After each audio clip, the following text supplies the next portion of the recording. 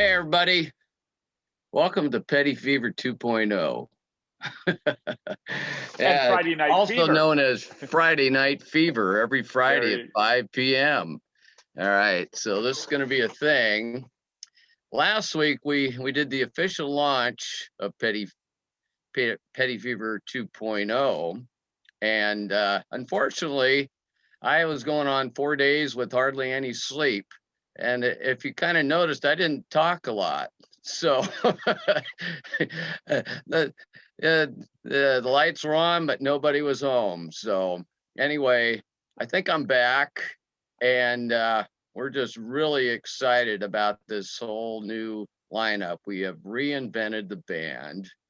It's just exciting. Well, I'll go into it in a minute. You want to say something, Craig? First of all, Frank, they don't know necessarily why you were going on 4 days with no sleep, besides the fact of the intense work in creating Petty Fever 2.0 and the new version that we were showcasing in the previous two shows. But they just they just don't know why. Why were you there but not there? The rest of us knew you weren't there, so we were talking for you. But why don't you give them a little bit of clue as to what can happen to a singer when they're singing every song all Right. day and all night long for God knows how many days in a row to Yeah. Well, I mean, reinvent?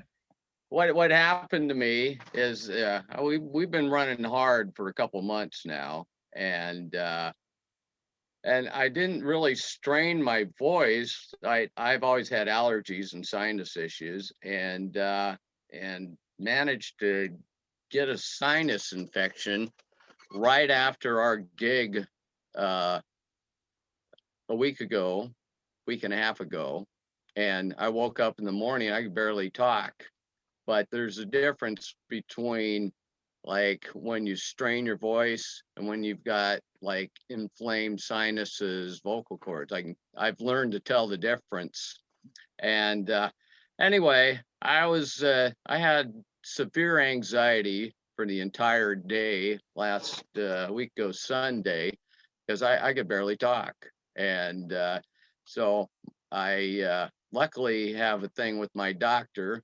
It's 24 hours on call, and it paid off because I went in first thing Monday morning. He fixed me up. He put me on the proper medications to reduce the inflammation, and then some antibiotics. And unfortunately, the side effect of the it was prednisone that he put me on, and it's known to create insomnia of some sort.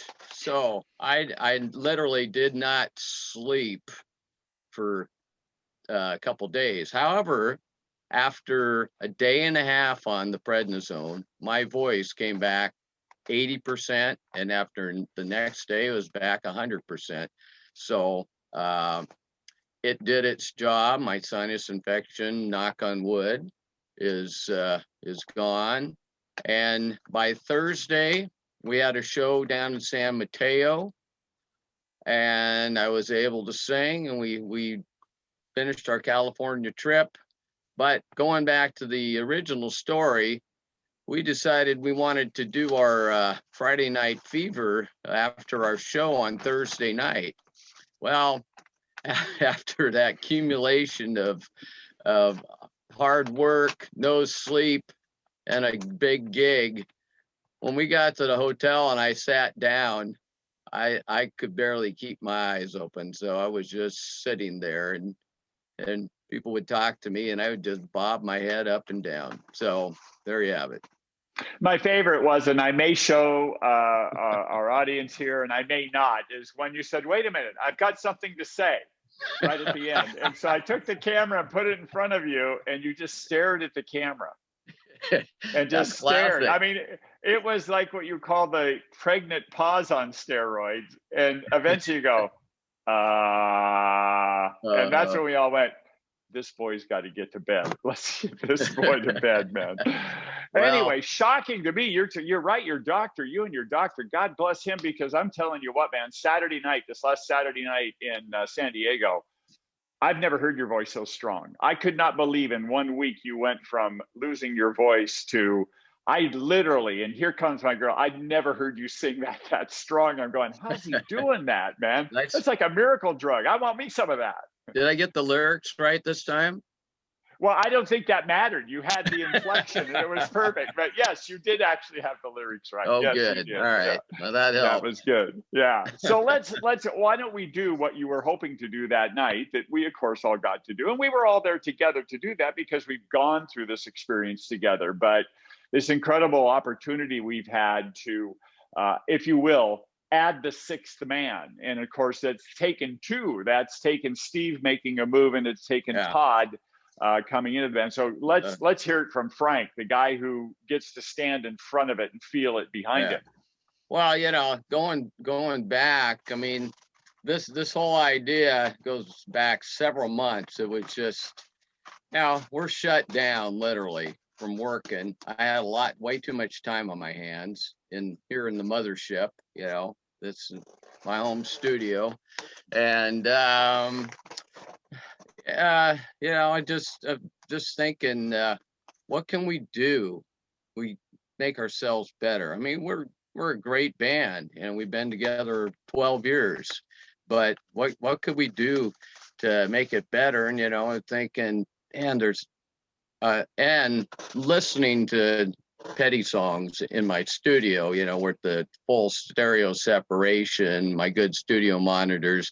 There's just so many parts that you can't necessarily cover as a 5-piece. And so I just kept thinking about it. And, you know, one thing led to another, talked to everybody. And then, you know, the idea came, well, Steve and I played together over the years, way back. And Steve plays keyboards and plays guitar and everything else. So it's like, okay, what I have an idea here. Let's see what if Steve became the Scott Thurston of Petty Fever, the sixth man? Because from 1990 forward, Petty's band was a 6-piece. Right after, in the Full Moon Fever era, they added Scott Thurston. You know, he was like the guy. He did everything. He high vocals, parts, harmonies, guitars, keyboards, whatever's needed, and those are the missing parts. And so, with that said, we ran this idea by Steve. He sat on it for a while. He goes, nah, I don't know. It sounds intriguing. Let me think about it. So this went on for a few weeks, and anyway, he decided to go for it. He thought it was a challenge, and so from that point, we had to figure out, okay, so who's going to take in the role of bass player? And it was kind of the other missing piece of the puzzle. What was the other thing Petty Fever needed? And what we needed is somebody that could help us out on another vocal harmony, and somebody that could help direct us with our arrangements of our harmonies. And we just happened to Todd Jensen, who I've played in some bands with over the years, and who's a world-class musician, touring guy. And he has a ton of experience doing vocal arrangements with major artists. And it's like, that would really help. And so Todd was, he listened to the Petty stuff, and he just realized how much he likes it. It was like, it was just right up his alley. And so, you know, I'm kind of consolidating this into, you know, a few minutes, but you know, this is over the course of months. But anyway, he really was intrigued with it, and then he learned a bunch of these songs, and he was just liking it more and more. So anyway, we ran the idea once Steve was comfortable with the thought of being the utility guy with keyboards and guitars and stuff. We ran the idea of Todd coming in on bass and backing vocals, and he was totally up for it. So the next step was, what are we going to do now? And we're just not going to throw all these songs out and start playing them. We literally had to deconstruct every song and figure out who's most suitable for doing what part vocally, instrumentally. And this is a huge challenge. I mean, and I have to give a big kudos, whatever the word is, to the whole band for stepping up to the challenge of deconstructing and reconstructing every one of these songs. We are literally taking song by song, going over the instrumentation, then going over the vocals, and then putting all the pieces together and relearning the songs. And it's amazing. And from all that, we nicknamed Steve the missing parts manager, because it's like if you had a set of headphones and you've been listening to some great records, but the connection on it is it's intermittent, so you're not hearing it. All of a sudden you got a brand new connection and you can hear full stereo, and you're hearing all these parts you didn't hear before. And with Steve doing that, it's like it's ear candy, as they say. I mean, it sounds so great to hear, whether it's an organ part, piano part, acoustic guitar part, electric guitar part. It's just all those missing little parts are there. And then we've got some horsepower with vocals now. We try to figure out who's the best fit for certain harmonies. Some guys have a different tonal quality to their voice, so we've just kind of interchanged parts till we get it right. And it's sounding great. We're all excited, and we can't wait to get out there and play. I hear you. And I tell you, for the drummers out there, they know what it's like to sit in the seat in the mothership, truly, of the band. I mean, you are in control. And I was telling my wife this morning, I said, I feel like I've gone from this Cadillac to a Maserati. This machine is just primed and pumped, and you can envision where it's going when you hear it. And I just love being in rehearsal and hearing Todd make one suggestion of, hey, how about you sing this part and I'll sing your part. He just trade parts. And it doesn't even sound the same. It sounds amazing. And it was just having someone else, because of the very tonal quality you were just talking about. Everybody's singing the same note. It just shifted to where the tonal quality. I mean, it's an amazing geeky thing that a lot of, I guess, our fans wouldn't really get, or maybe not want to get. But for those of you that geek out on this stuff, that's what it's like. It's really fun. And when you're in the driver's seat of this band as the drummer, it's the most amazing feeling to hear parts that you went, oh my God, I totally forgot. That's what was missing. I mean, missing parts managers, we got to get him the shirt, because it's truly what he's adding. And you can hear this just, oh my God, that's right. That I didn't realize it unless I'm listening to Tom Petty radio. Do I realize what we're missing until now? So it is very, very exciting to be in the midst of this as it develops. Yeah, that was the other thing. It's just, we're all just kind of getting cabin fever from being home with all the COVID shutdowns, and we're just thinking, God, what can we do coming out of this to really make a statement? it just, some people would just sit at home and moan and groan and complain, and that's all fine and dandy, but that's not what I like to do. So, or any of us really. So, we just tried to make a positive thing out of a negative thing. And very much so. And I think that's, again, Friday Night Fever, why we're doing this. We talked about live streaming. Maybe at some point we'll do that. But we thought, you talk about getting a sixth man and having to tear everything back and reconstruct. Imagine trying to get 6 schedules together at the exact same time every week. Kind of difficult for us to do. It doesn't mean we won't live stream, but this was really an opportunity for us to be able to share with you who we are, instead of those guys up there, just what we're doing, because we really appreciate so many of you come out and see us time and time again.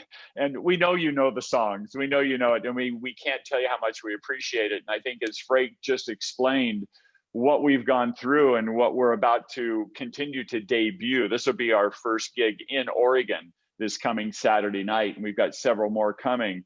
And we're very excited to get in front of you. And we expect, like we know we can trust you, you'll tell us exactly what you think.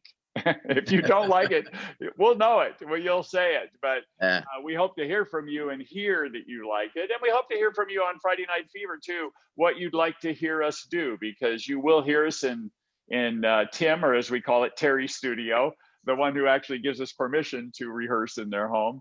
We'll do some acoustic things and others, and we'd really love to hear from you what we can do to let you inside, if you will, into who we are as Petty Fever, not just those guys up there, but the people who deal or live in the mothership, if you will. Mothership. Yeah. So the idea is you never know what you'll find on Friday Night Fever. It'll be a surprise each week. A good surprise. Including Frank looking like John Travolta, which we've got more surprises coming for you on that. Oh boy, that's something. We may have to integrate those dance moves. Well, Frank, anything that you want to say to them about our upcoming Oregon shows, or anything else before we sign off our Friday Night Fever? And I think the main thing is we're excited to get back out there. We're really excited to see all you guys, because we miss you. We really do. Ditto. And ditto. Stay tuned to the website, pettyfever.com, and and our Facebook page, facebook.com pettyfever, instagram.com pettyfever, twitter.com pettyfever. All those. YouTube. How about YouTube? And the YouTube channel, Petty Fever. So, but if you want to keep up on our calendar, go to pettyfever.com. I think we're trying to keep that as current as possible. Things are still, it's a moving target, but things are starting to smooth out. There's been a few gig shuffles, cancellations, but a lot of stuff is added literally daily. So just stay tuned and check the website periodically, and can't wait to see you guys. Same here. And I think we can safely say that for every member of the band. They can't wait to see us. So we'll look for you at the next show. And until the next Friday Night Fever. Here I go. I'm going out into the great wide open.